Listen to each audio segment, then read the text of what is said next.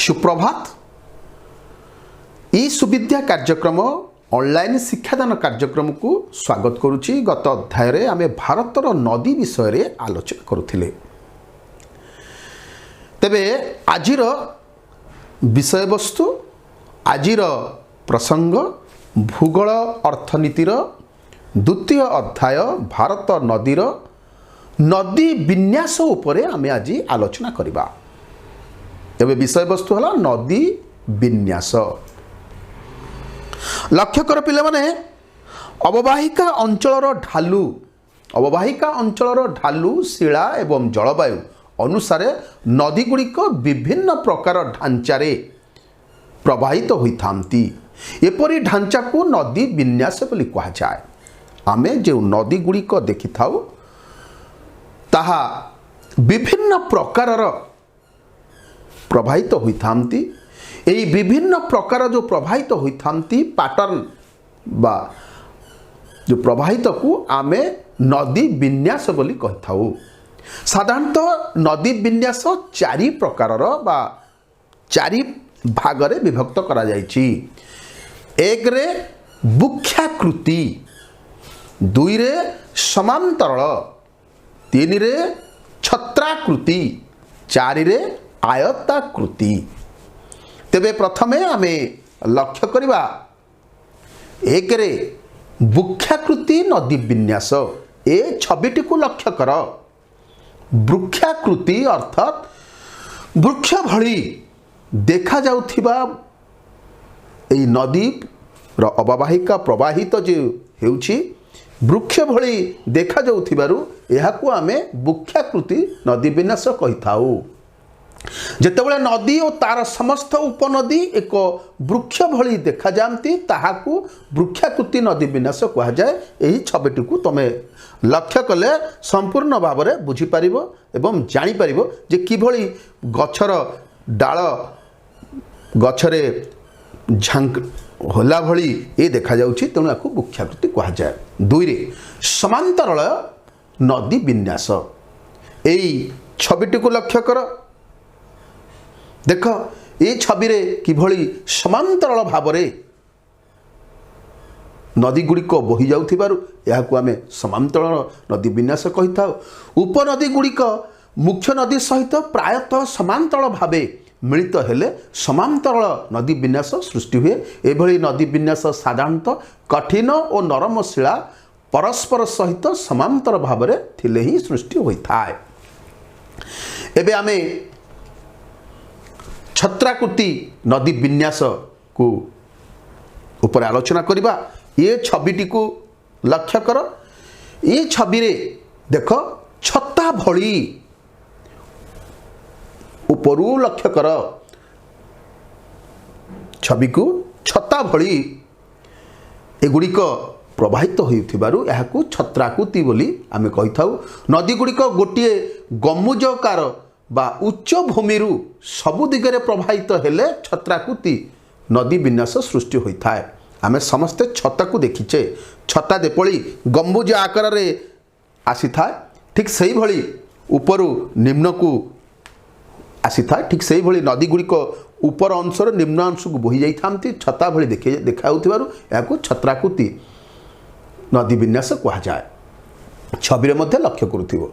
एवं आयताकृति नदी विन्यास लक्ष्य कर। चित्रटी को साधारणतः पथुरिया अंचल जोठी शिला गुड़िक परस्पर सहित खूब निबिड़ भाव में जोड़ी होइथांती सेठारे आयताकृति नदी विन्यास देखा जाता है।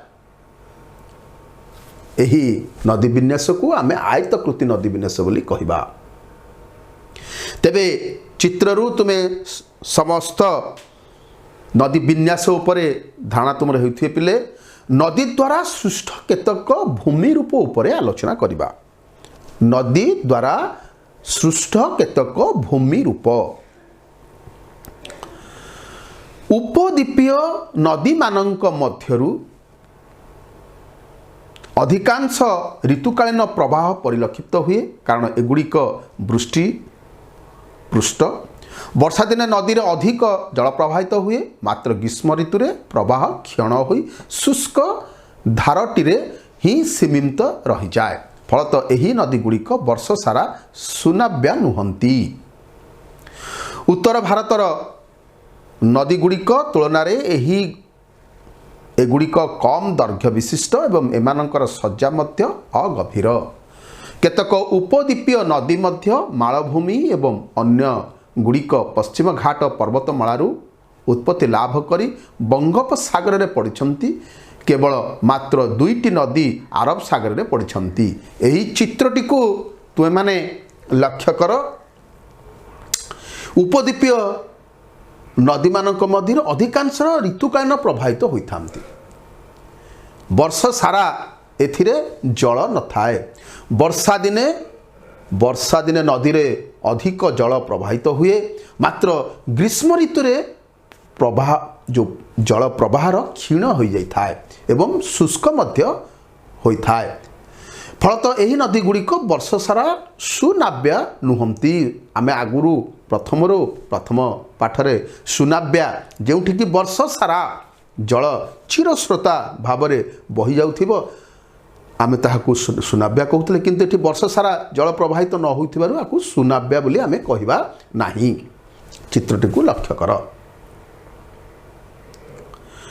ତେବେ ହିମାଳୟରୁ ବାହାରିଥିବା ନଦୀ ସମୂହ ଉପରେ ଆଲୋଚନା କରିବା। ଆମେ ନଦୀ ଦ୍ୱାରା ସୃଷ୍ଟ କେତେକ ଭୂମି ରୂପ ଲକ୍ଷ୍ୟ କଲେ। ଏବେ ହିମାଳୟରୁ ବାହାରିଥିବା ନଦୀ ସମୂହ ଉପରେ ଆଲୋଚନା କରିବା।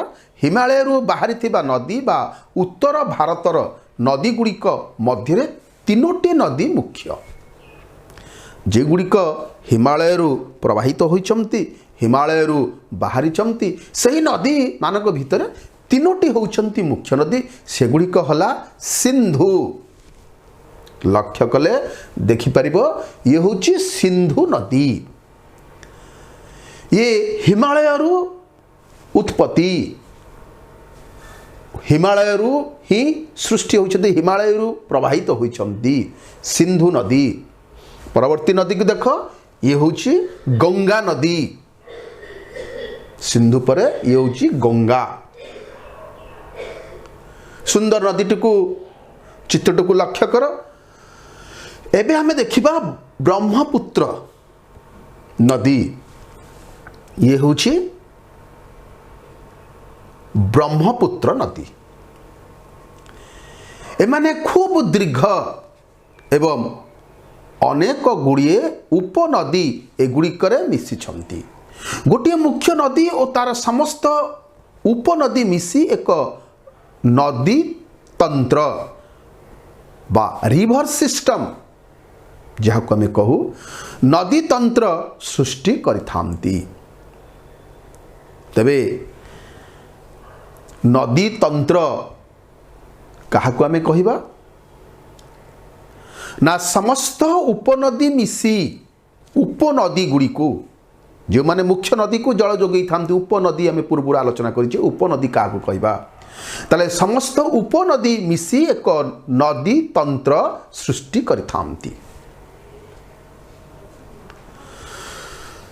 ଏବେ ଆମେ ଆଲୋଚନା କରିବା ଭାରତର ଏକ ପବିତ୍ର ନଦୀ, ଯେଉଁ ହିମାଳୟରୁ 3ଟି ନଦୀ ବିଷୟ ଆମେ ଆଲୋଚନା କରୁଥିଲେ, ସିନ୍ଧୁ, ଗଙ୍ଗା, ବ୍ରହ୍ମପୁତ୍ର ନଦୀ ଉପରେ ଆଲୋଚନା କରୁଥିଲେ। ତେବେ ସେହି 3ଟି ମୁଖ୍ୟ ନଦୀ ଉପରୁ ଆମେ ସିନ୍ଧୁ ନଦୀ ଉପରେ ଆଲୋଚନା କରିବା। ତୁମେ ଛବିକୁ ଲକ୍ଷ୍ୟ କରିପାରୁଥିବ, ସିନ୍ଧୁ ନଦୀ ପୂର୍ବରୁ ଦେଖିଥିଲ, ଏବେ ମଧ୍ୟ ଦେଖ ସିନ୍ଧୁ ନଦୀ। ଏହି ସିନ୍ଧୁ ନଦୀ ତିବ୍ଦତରେ ଅବସ୍ଥିତ ମାନସରୋବର ହ୍ରଦରୁ ଉତ୍ପତ୍ତି ଲାଭ କରିଅଛି। ମନେ ରଖିଲ, ସିନ୍ଧୁ ନଦୀ ତିବ୍ଦତରେ ଅବସ୍ଥିତ ମାନସରୋବର ହ୍ରଦରୁ ଆରମ୍ଭ ହୋଇଛି, ଉତ୍ପତ୍ତି ଲାଭ କରିଛି। ଏହା ପଶ୍ଚିମ ଦିଗରେ ପ୍ରବାହିତ ହୋଇ ଜାମ୍ମୁ ଓ କାଶ୍ମୀର, ଯାହାକୁ ଆମେ ଭାରତର ସ୍ୱର୍ଗ ବୋଲି କହୁଛେ, ସୁନ୍ଦର ରାଜ୍ୟ ଜାମ୍ମୁ ଓ କାଶ୍ମୀର, ଏହି ଜାମ୍ମୁ କାଶ୍ମୀର ଦେଇ ପ୍ରବାହିତ ହୋଇ ଲଦାଖ ଜିଲ୍ଲା ଦେଇ ଭାରତରେ ପ୍ରବେଶ କରିଛି। ଏହି ଅଞ୍ଚଳରେ ସିନ୍ଧୁ ନଦୀ ଦ୍ୱାରା ଏକ ମନୋରମ ଦେଖାଦେଇଛି ଏବଂ मनोरम नदी खात मध्य सृष्टि होइछि।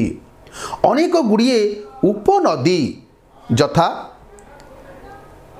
जास्कार, नुब्रा एवं हुंज काश्मीर अंचल रे मिलित होइछि एवं झेलम, चेनाब, राबी, बेयस और सतलेज परस्पर सह मिलित होई सिंधु नदी सहित पाकिस्तान मिथानकोट ठारे मिशिछंती। तेबे एई भारतर एई मुख्य नदीर मानचित्र को लक्ष्य कले तुम माने देखि परिबो। देख पाकिस्तान पाखरे तार ठीक ऊपर को सिंधु नदी एवं सिंधु नदी तलकू तुम देख सतलेज, राबी नदी एगुड़िक को भल भाव तुम्हें लक्ष्य करेगुड़िक किभली भाव चेनाब, राबी, बेयस और सतलेज परस्पर सह मिलित होई सिंधु नदी सहित पाकिस्तान मिथानकोट ठारे मिशिछंती। लक्ष्य कल यही चित्र को। यापर सिंधु नदी दक्षिण दिगरे प्रवाहित होई कराचीर पूर्व दिगरे आरब सागर रे पड़िछंती। सिंधु नदी समतल भूमिर ढालू ये जो सिंधु नदीर समतल भूमिर ढालू अत्यंत मंद, प्राय 2900 किमी दैर्घ्य विशिष्ट सिंधु नदी पृथ्वीर दीर्घतम नदी गुड़िक मध्यरु अन्यतम। 2900 किमी विशिष्ट दैर्घ्य।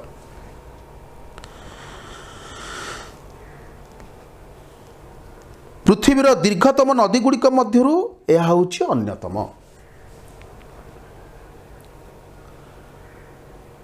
माने 2900 किमी 2900 किलोमीटर अतिक्रम करिछि आमर सिंधु नदी। सिंधु नदी अववाहिका क्षेत्रफलर एक तृतीयांशरु सामान्य अधिक भारतर जम्मू और काश्मीर, हिमाचल प्रदेशर पंजाब मध्य सीमित थिबा बेले अवशिष्टांश पाकिस्तान अंतर्गत। सिंधु नदी जल चुक्ति अनुसार भारत यार केवल 20% जल व्यवहार करि परिबो। एही जल पंजाब, हरियाणा एवं राजस्थान अंचल रे व्यवहार होउअछि। आमर आंतर्जातिक नदी चुक्ति उपरे जल विभाजन चुक्ति अनुजाई सिंधु नदीर मात्र 20% जल आमे भारतवासी ग्रहण करि परिबा एवं ताको व्यवहार करि परिबा। 20% जल एवं यही 20% जल आमे पंजाब, हरियाणा एवं राजस्थान रे आमे व्यवहार करुछे। तेबे सिंधु नदी उपरे आमे जानिले। एबे गंगा नदी उपरे आमे जानिबा परवर्ती क्लास रे। तुम मानक ठारू विदाय नवा पूर्व तुम समस्तिंकु अशेष अशेष धन्यवाद।